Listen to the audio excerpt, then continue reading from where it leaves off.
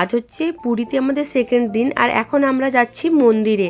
কিন্তু মন্দিরের ওখানে যেহেতু ক্যামেরা অ্যালাউ করে না, তাই আমি ওখানে কোনো ক্লিপই নিতে পারিনি। তারপর মন্দির থেকে ফিরে আমরা চলে এলাম সমুদ্র। আর দেখতে পাচ্ছ রাত্রে সমুদ্রটাকে কতটা মানে সুন্দর লাগছে দেখতে। আমার সুন্দরের থেকে ভয়টা একটু বেশি লাগে, কেন জানি না। তারপর আমরা ওখানে বসে বসে সায়নকে এগরোল খাইয়ে নিলাম। তারপরে চলে গেলাম ওখানে মাছের ওখানে কি কি মাছ আছে দেখতে। আর এখান থেকে আমরা পমফ্লেট মাছ ও চিংড়ি মাছ এই দুটোই নিলাম।